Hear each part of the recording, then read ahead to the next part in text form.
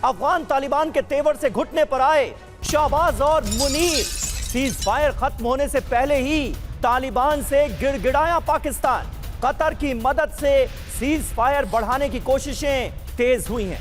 कुछ देर में कतर में तालिबान और पाकिस्तान के बीच बैठक होगी।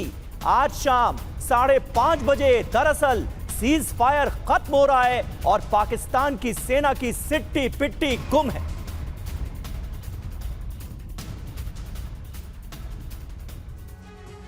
तो देखिए, एक बार फिर कतर से गिड़गिड़ाता नजर आ रहा है पाकिस्तान। वैसे भी पाकिस्तान की सेना दूसरों के सामने गिड़गिड़ाने में उस्ताद मानी जाती है। आसिम मुनीर को खासा एक्सपीरियंस है इसका और इस बार वो कतर की शरण में पहुंचे हैं ताकि तालिबान से, अफगानिस्तान से इन हमलों को किसी भी तरह रुकवाया जा सके। सिट्टी पिट्टी गुम इसलिए है क्योंकि आज शाम 5:30 बजे सीज फायर खत्म होने जा रहा है और कहा यह गया है कि किसी तरह से तालिबान से समझौता करा दो। खबर यह है कि कुछ देर में दोहा की राजधानी कतर में यह वार्ता होगी। तालिबान पाकिस्तान के प्रतिनिधियों की यह मीटिंग होने जा रही। अफगानिस्तान सरकार की एक टीम कतर पहुंच गई है। शाहबाज सरकार की एक टीम भी कतर में मौजूद है। किस मुद्दे पर होगी बात? जाहिर है दोनों देशों में सीज फायर बढ़ाने पर बात होगी। आज शाम 5:30 बजे सीज फायर खत्म हो रहा है। बुधवार को 48 घंटे के लिए सीज फायर समझौता हुआ था और कतर इसमें कैसे मीडिएटर बना ये जानिए। तालिबान के तेवर से घबराया पाकिस्तान। शाहबाज सरकार ने दोहा से गुहार लगाई। विदेश मंत्री इशाक डार ने खुद फोन पर बात की। पाकिस्तान ने तालिबान से बात करने की अपील की। कतर के सहयोग से सीज फायर बढ़ाने की कोशिश की गई। तो कुल मिलाकर आप देखिए किस तरह से अब कतर के सामने पाकिस्तान गिड़गिड़ाता हुआ नजर आ रहा है कि किसी तरह से तालिबानियों के हमले रुक जाएं और जंग ना लड़नी पड़े। अफगान तालिबान से क्यों डरे मुनीर और शाहबाज? बॉर्डर पर भारी नुकसान हुआ है। स्पिन बोल्डक, चमन, नांगरहार, कुर्रम में पोस्ट तबाह हो गई पाकिस्तान की। पाकिस्तान को कई चौकियां खाली करनी पड़ी। सैनिकों के मारे जाने और घायल होने की भी खबरें हैं। सैनिकों की वर्दियां और हथियार तक दिखाए गए। घरेलू मोर्चे पर बड़ा दबाव है। पाकिस्तान के अंदर पहले से ही राजनीतिक अस्थिरता है। आर्थिक संकट और टीटीपी के हमलों ने सेना पर दबाव बढ़ा दिया है। पाकिस्तानी सेना के लिए 2 मोर्चों पर लड़ना मुश्किल हो रहा है। इसके अलावा व्यापार और ट्रांजिट भी बंद है। चमन और तुर्कहम बॉर्डर बार बार बंद हो रहे हैं। व्यापार, ट्रांजिट रूट और राजस्व पर इसका सीधा असर पड़ा है। अर्थव्यवस्था को हर रोज लाखों का नुकसान हो रहा है। इसके अलावा अंतर्राष्ट्रीय दबाव और छवि को जो नुकसान पहुंच रहा है वो अलग।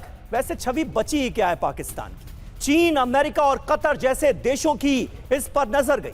पाकिस्तान दुनिया के लिए अशांत क्षेत्र बन जाएगा, ये भी कहीं ना कहीं डर सताता नजर आ रहा है पाकिस्तान को। हमारे साथ 2 खास मेहमान स्टूडियो में हमें ज्वाइन कर रहे हैं। मेजर जनरल ए के सिवाच हमारे साथ मौजूद हैं, प्रोफेसर संजय भारद्वाज हमारे साथ मौजूद हैं और हमारे साथ डॉक्टर इरशाद अहमद खान भी जुड़ रहे हैं। नेता हैं PML-N के, पाकिस्तान की रूलिंग पार्टी को TV9 भारतवर्ष पर करेंगे रिप्रेजेंट। लेकिन पहले आज सिवाच साहब मैं आपसे शुरुआत करना चाह रहा हूं क्योंकि पाकिस्तान के बारे में एक लंबी फहरिस्त हमने गिनाई और क्यों कतर के सामने उसे गिड़गिड़ाना पड़ा, क्यों इतने नुकसान के बाद किसी तरह से ये युद्ध, ये जंग, तालिबानियों के हमले रुक जाएं, ये कहना पड़ा, वो बिल्कुल समझ में आता है। आगे होता हुआ क्या देखते हैं?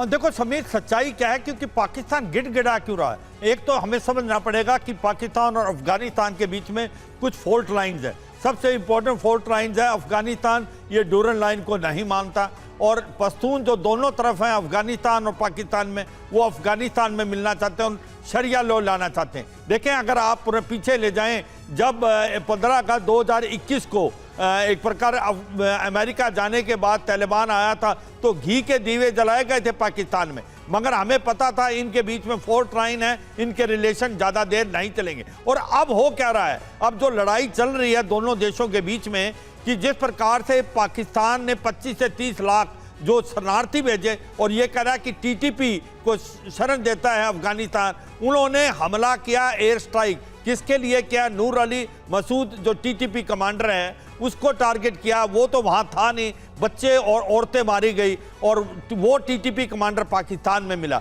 अब सच्चाई यह है कि पलटवार तो करना ही था अफगानिस्तान ने। अफगानिस्तान ने 18 से 20 पाकिस्तान की पोस्टें जीतनी हैं, 50 से 60 जवान मारे गए हैं पाकिस्तान के। पाकिस्तान बैकफुट पे है।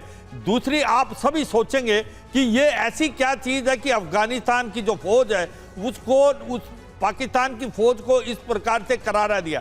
देखो, पाकिस्तान की जो फौज में एयरफोर्स तो है, एयर पावर ज्यादा है, मगर वहां पर गुरिल्ला वारफेयर है और गुरिल्ला वारफेयर में जो तालिबान वो बहुत ही माहिर है और उन्होंने जिस प्रकार से चारों तरफ से हमला करके पाकिस्तान को बैकफुट पे बिल्कुल बिल्कुल, और शायद यही वजह है, दुआएं दे रहे हैं कि कहीं ना कहीं सीज फायर, शायद यही वजह है कि अब जो है कतर की तरफ देख रहा है पाकिस्तान, अब डोनाल्ड ट्रंप की तरफ देख रहा है कि मीडिएशन हो जाए और ये सिलसिला यहीं रुक जाए।